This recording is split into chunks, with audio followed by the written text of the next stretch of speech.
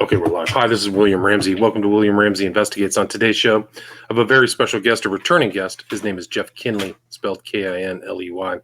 We talked back in July about a book he published in April of 2021. Title of that book is Aftershocks, Christians Entering a New Era of Global Crisis. Very timely book. We still seem to be going through that crisis, but we're going to talk today about a book he wrote back in 2016.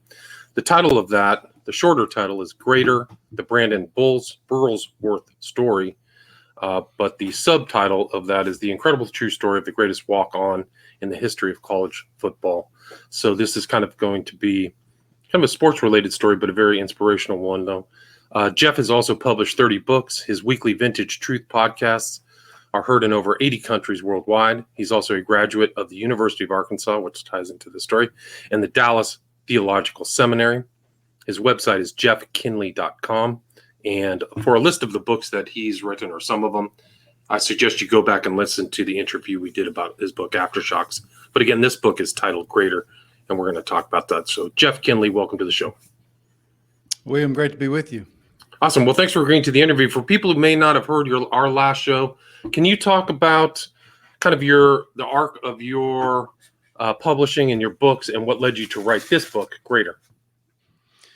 Yeah, well, I began writing books back in the 90s. I was a youth pastor at a church and began searching for Bible study related materials for my students.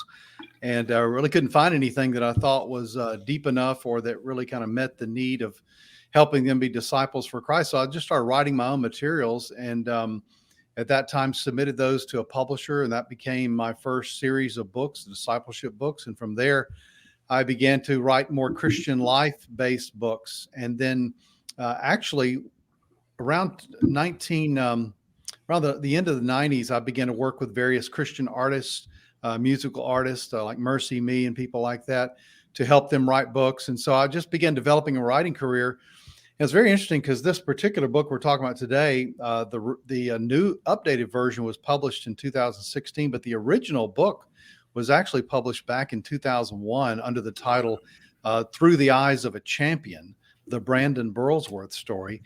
And it was a very interesting series of events that kind of led up to this. I was living in Alabama at the time on the coast and at a church down there. And I had previously gone to the University of Arkansas, and as you mentioned, Dallas Seminary, and I've lived in Arkansas many years. But the years that Brandon was playing football at Arkansas, I was down in Alabama. And so I didn't really know about him. Honestly, had never heard of him. Although ironically, we were in the same room together at a Senior Bowl prayer breakfast for the Fellowship of Christian Athletes down in Mobile, Alabama, where they played the Senior Bowl. And ironic that just 2 years later, he would be gone from this earth and I would be writing his biography. But so I moved back to Arkansas in 2000, and my father-in-law suggested that I check into this young man's story because it was so extraordinary. And I just did research. There'd been a huge Sports Illustrated article written about Brandon and his life and his legacy. And so I researched that, and I just said, you know what, this is really a movie. This needs to be a movie one day.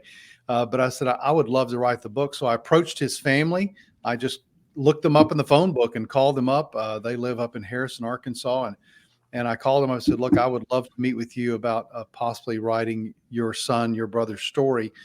And so we had a meeting and we talked about it. And I just laid out kind of my vision for the book and the story and how I really wanted to highlight his Christian faith in the book, which there were some other writers who had approached them that may not have done that as much. But bottom line is they said yes. I found a publisher and spent the next 6 months just traveling the country, interviewing people, the Indianapolis Colts and their whole organization up there, Arkansas Razorback organization, former coaches, players, you name it, and then compile that all together into the book that we now have called Greater. Gotcha. And so this started way back. Can you just go over really the foundation of Brandon Burlsworth's story and his background and what led him into football? Yeah, it really is one of these stories. When you tell it, people go, oh, really? That's like a Disney movie. You made that up. No, here's this young, overweight, shy kid who's growing up in a broken home, in a small town, in a small state.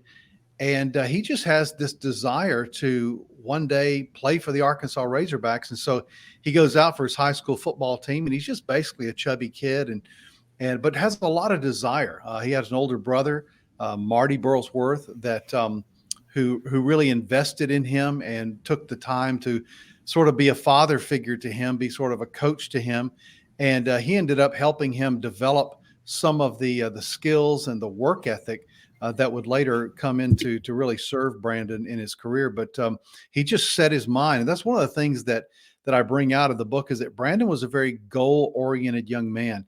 I mean, he basically achieved every single goal that he ever set for himself. And I've never met anyone like this. But he was, some people called him OCD. He was obsessive compulsive about things. He parked in the same parking place in college for 4 or 5 years in a row. He used the same bar of soap, the same pencil. I mean, everything was in its place. And so that's why, his death was such a shock to people, because that was the one thing that was out of place in a young man who lived, by everyone's estimation, almost a perfect life.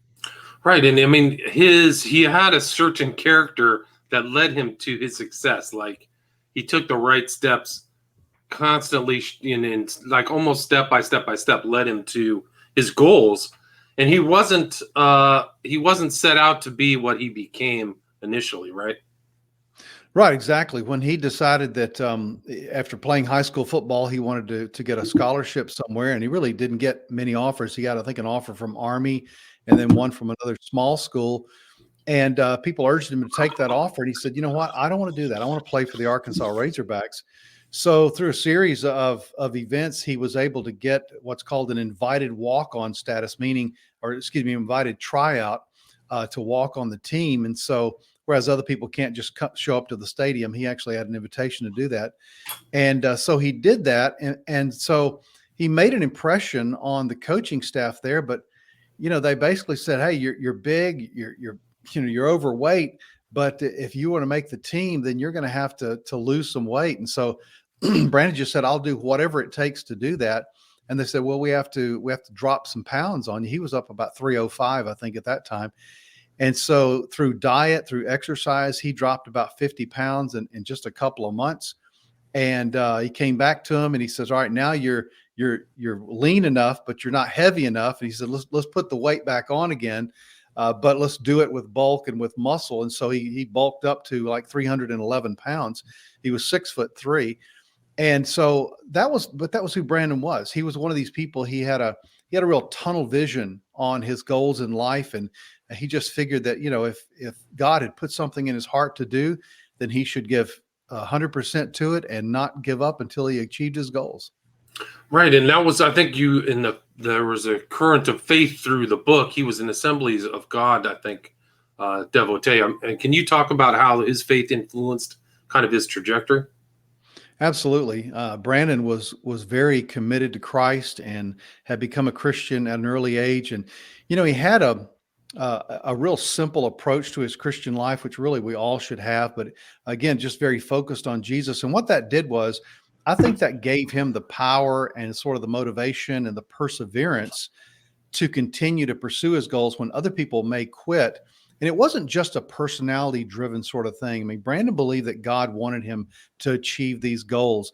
And so he was faithful to his church. He's faithful to taking his mom to church. In fact, that's what he did every Wednesday night while he was at college. He would drive the 45 minutes from Fayetteville, Arkansas back to Harrison to pick up his mom and take him to church. And I've been to that church. I've spoken in that church many times, and even attended church with his mom there shortly after the book came out. But it's just kind of one of these things where his faith informed everything that he did. He believed that to be a better football player, he needed to be a better Christian. To be a better son, he needed to be a better Christian, better brother, better student.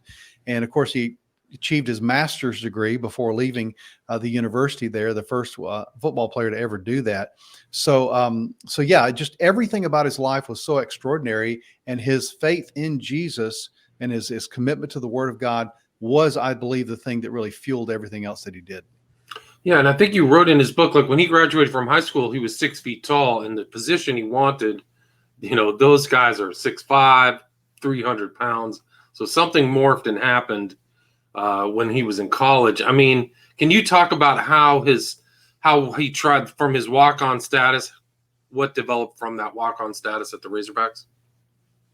Yeah, he made such an impression on the coaching staff that they actually invited him to have a scholarship. They offered him a scholarship to the University of Arkansas, and of course, that was one of his goals, and he got that goal. But then he said, "All right, now I want to make first string on the team." He made first string. He said, "I want to be all SEC, all Southeast Conference." He achieved that goal. He went on. He said, "I want to be all American." He achieved that goal. And he said, "I want to be drafted by an NFL team," and he achieved that goal. I mean, it's just, again, just everything about his life was just so incredibly outstanding. But these things don't happen by accident. You read the book and you go, okay, he achieved all these things. But this meant daily work for him. It meant, doing the dailies. It meant being committed every day. It meant saying no to a lot of things that a lot of his football friends were saying yes to, in terms of his schedule and his time commitment, his sleeping habits, his study habits. One time, Coach Houston Nutt was leaving a coaching meeting late at night in the athletic facility there in Fayetteville, Arkansas, and he heard a noise over in the corner, over in the dark. And Brandon was an offensive lineman. Of course, offensive linemen have certain steps and shuffle moves that they do on every single play. And he turned on the light, and over in the corner, this huge, workout facility was Brandon. And he was over there in the dark practicing his footwork. And Coach Nutt said, "Brandon, what are you doing here? It's 10 o'clock at night." And Brandon said, "Well, Coach, you said if we all work really hard, then we could beat Alabama this week. And I'm just wanting to do my part to work hard." And Coach Nutt said, "I knew right then we were going to beat Alabama because of seeing what was going on in this kid's life." Sure enough, they did. They went on to be 8-0. They were ranked very high in the country at that time. And had they not lost to Tennessee on really one play of the game, it's very likely they would have gone to the national championship. Wow, yeah. So, I mean, he's part of the system who's a walk-on. And, I mean, there's that long tradition of great Arkansas players. You talked about that in the book. I mean, he became kind of in that sports pantheon there at Arkansas, right? Yeah, he really did. In fact, they ended up retiring his jersey. They've only retired one other jersey in over 100 years of Arkansas football. Retired his jersey. They enclosed his locker in glass, kept his locker exactly as it was. His shoes are in there. A copy of the book is in there. His jersey, his helmet, his glasses, his signature glasses are in there as well. And, it's very interesting because he got so much press because of the glasses, because he when he had contacts, he said that his sweat would run down in his eyes and he couldn't see very well. So he chose the most utilitarian, piece of glass or a set of glasses that he could. And they just looked real nerdy, kind of old Drew Carey, kind of Superman kind of glasses. And yet they worked for him. And it's very interesting because those glasses really became his signature piece. And in time, it became really a symbol of who he was. I mean, someone who walked with great humility before God. I mean, he wasn't a perfect guy by any chance, any stretch of the imagination, but he walked with great humility, and those glasses just added to his persona. He was rumored to say when he got to practice, when he got to a football game, he strapped on his helmet and pretty much kept it on until the last whistle was blown. And so, again, just a young man of incredible commitment. Right. So it's not even just like this glasses symbolize not just the football, but his studiousness too. It's pretty interesting. He was really kind of he wasn't a singular, like he was a multifaceted character at a very early age, I think. I mean, pretty remarkable in his sensibilities. I mean, can you talk about his academic career too? I mean, you said he had an MBA before he graduated, right? Yeah, he did. He got his master's before he graduated. He had I can't remember what his exact GPA was, but it was amazing for someone who's playing football every day. And his study habits, his roommates would say, Brandon would commit to his studies every night, and he'd be in his room when they were out partying, and and the rest of the dorm, he's in there studying. And so, but he knew that's what it took. He knew that in order to craft the champion that he really wanted to be, that every area of his life would have to be in order. And Brandon was a person of great order. For him, his family needed to be in order, his personal life, his friendships. And people teased him. They jabbed him and scoffed at him a lot, and that kind of thing. But it didn't really bother him. He just kept on because he knew that you guys may not make your goal, but I'm going to make my goal. And, when he went to the Indianapolis Colts training camp, he was drafted in the 3rd round, and went to the training camp, and I flew up there and interviewed the coaches. The offensive line coach there that talked, he said, when Brandon got here, he says, it was just like the whole atmosphere changed in the Colts organization. He said, we don't get guys like Brandon, but once every 5-10 years, maybe one person will come along. But he was a yes, sir, no, sir, yes, ma'am kind of guy. And I remember one coach, I think it was Coach Mudd, said, Brandon, we're all adults here. You can call me by my first name if you want to. And Brandon's response was, yes, sir. I'd be glad to do that. And so, but he, I had NFL coaches that were basically breaking down in tears in the interview. He was just with them for 11 days. And yet the impact that he made, I interviewed the players in the locker rooms, and they too just said, man, he just made such an incredible impact on our organization. Just his character, his presence, just being in the room, his work ethic. And they told him, Brandon, you're going to start as a rookie for our Indianapolis Colts team on opening day. Unfortunately, that day never came for him. Right. So it's tragic because here's a walk-on, goes through I forgot how many years he was at Arkansas for, but got drafted in the 3rd round. Can you talk about the transition from college to the pros for him? Yeah, what was interesting was Brandon kind of never missed a beat. I mean, he was someone who would stay at the university, would continue to work out there every day because he's training, for the Colts organization. And so for him, it was just another day.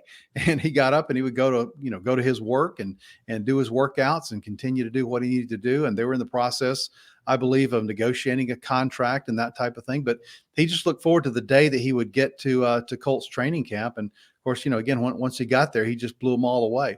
But that was the thing about Brandon. Of course, I never got to meet him personally, which is a huge, obviously, regret of mine. But the players, the coaches that I have talked to since the book has been published, really is 20 years ago, which is amazing. 20 years ago this fall. They all said, I don't know how you did this, but it's like you were in the locker room with us when you wrote this book. You were on the field with us.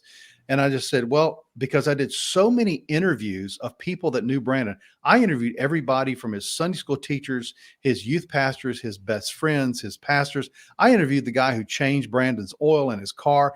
I interviewed everybody I could that had any contact with this young man. They all told the same story about him. And it was this story of a young man of great character, of great humility, and really of great influence. What's really interesting, one of the last conversations he had was with one of his friends just right before he died. And they said, Brandon, you're going to be a major football player, NFL football player. You're going to have millions of dollars. You're going to be really famous. You're going to be on TV. I can't wait to watch you on television. And his parting line to them was, he said, you know what? I'm just Brandon Burlsworth. And one day I just want to go back to Harrison, Arkansas, live on Cherry Street near my mom. He said, I just want to be that. And I want to be an influence on young kids. And ironically, that is exactly what is happening today through the Brandon Burlsworth Foundation. Brandon is being, his legacy lives on. He's being a huge influence on young children, all across the country, but specifically in Arkansas. They have Burls kids who go to the Colts games and who go to Arkansas Razorback games, and they wear the jersey and they wear the glasses, and they're all representing him. But it's very interesting, in talking to folks, everybody from the Arkansas Razorback organization, Frank Broyles, Houston Nutt, all the way up to Bill Polian at that time was with the Indianapolis Colts. And I think Jim Mora was the coach there at the time. They just all told, again, the same story about this amazing young man. Very consistent. Yeah. And can you talk about how, his unfortunate end in his life and what happened and what they think happened? Yeah, he was driving back to Harrison as he did every Wednesday evening, every Wednesday afternoon to go pick up his mom to take her to church. It's a road I've driven many times. I've driven that same route. I've driven past the spot where Brandon's accident took place. And, Brandon was one of these people that to cross the yellow line was like be a sin to him. He was that meticulous about, being conscientious and that type of thing. Something happened. We don't know what happened. Even to this day, it's still a great mystery whether he reached down to grab a cassette tape or something fell on the floor, or whether or not the truck that ended up hitting him across the line. We don't know. But one truck, as I understand, clipped his left front bumper that spun him around, and there was another like logging truck behind him, and that's the one that hit him head on.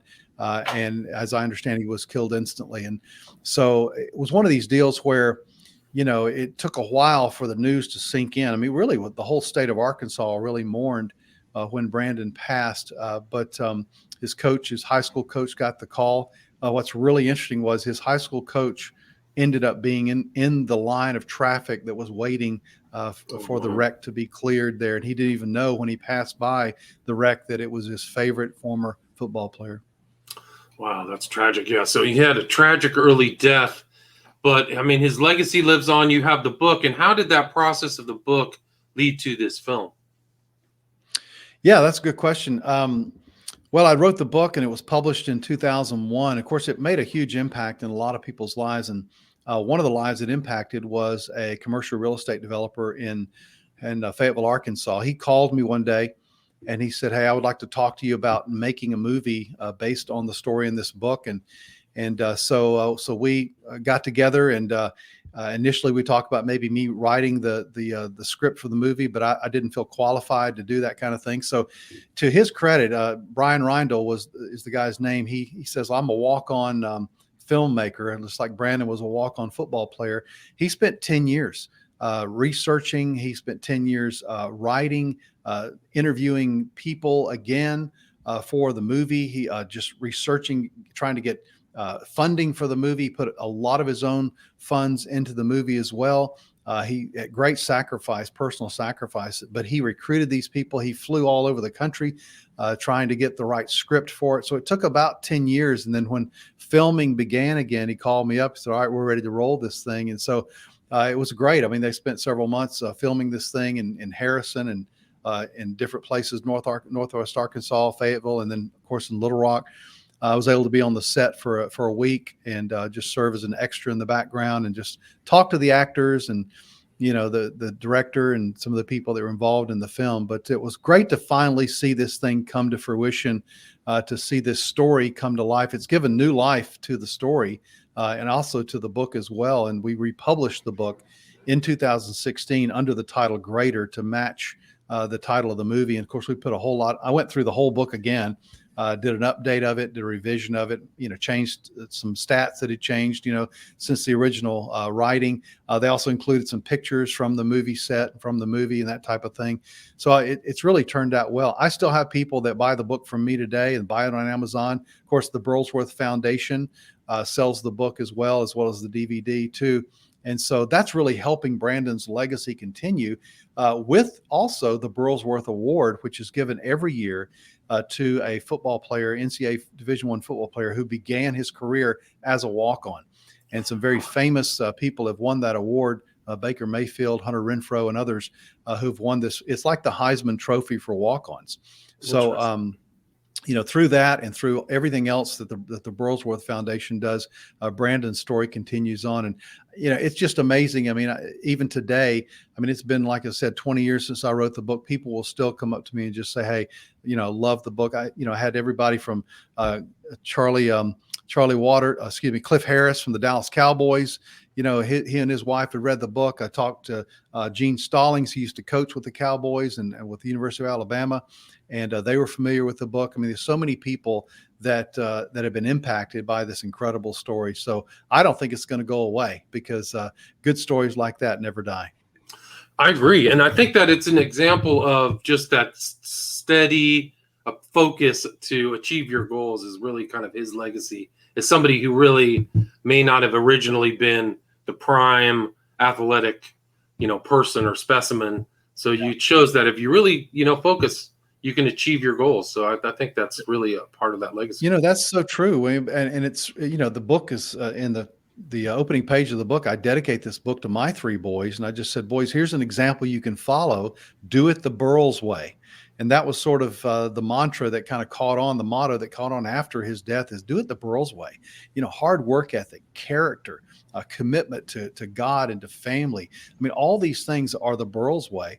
And to be honest, I mean, this 6-month process that I took in research and writing the book, there were many times that I wanted to quit. I wanted to give up. And I would say to myself, hey, what would Burls do? And if he were a writer, he wouldn't quit.